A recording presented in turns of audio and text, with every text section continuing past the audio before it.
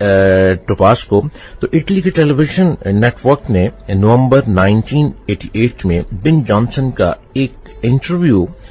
उनकी residence Toronto पे लिया, जिसके बारे में उन्होंने कहा कि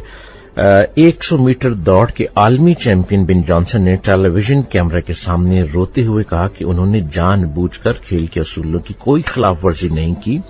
तहाँ वो अपनी तैयारी जारी रखे हुए हैं और वो बार्सिलोना स्पेन में 1992 में होने वाले ओलंपिक खेलों में वापस आने का ख्वाब देख रहे हैं।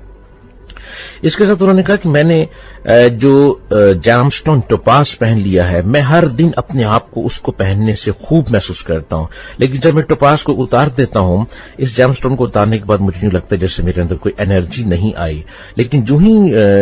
येलो टोपाज अपने ब्रेसलेट में पहन लेता हूं 21 कैरेट का, तो मुझे यूं लगता है जैसे मेरे अंदर मेरे साथ भी कोई ताकत आ चुकी है जो मुझे आगे ओलंपिक खेलों में आगे दौड़ाई जा रही है, भगाई जा रही है, और मैं इसका ख्वाब देख रहा हूं। उन्होंने कहा कि उनका आलमी रिकॉर्ड ट्रैक पर 13 साल की मुसलसल मेहनत का नतीजा था।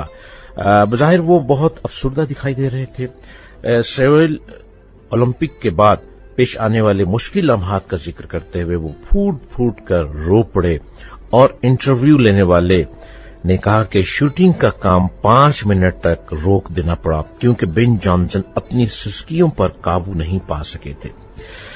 बिन जॉनसन ने बताया कि ट्रैक पर वापस आने के लिए वो हर रोज सुबह अपने ब्रेसलेट को, जो कि 21 कैरेट का टोपाज स्टोन था, गोल्डन टोपाज, उसको पहनकर वो निकलते थे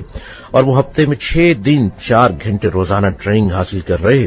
उन्होंने कहा कि मेरा काम सिर्फ दौड़ना है, बैठे रहने की बात में सोच भी नहीं कर सकता। मेरी ख्वाहिश है कि मैं दोबारा मुकाबलों में हिस्सा लूं। उन्होंने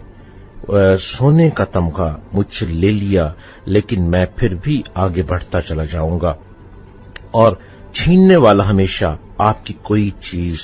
छीनता है, न कि खुद आपको। आपका वजूद अपनी पूरी सलाहियतों के साथ फिर भी आपको हासिल रहता है। और इस तरह बिन जॉनसन फिर दोबारा दुनिया का इंटरनेशनल स्पोर्ट्समैन बन गया और उसके इंटरव्यू के मुताबिक 21 कैरेट का गोल्डन टोपाज ने उसकी तकदीर बदल दी। इस तरह बिन जॉनसन एक दफा फिर दुनिया के खेल के मैदान में चमकता हुआ एक सितारा बनता चला गया।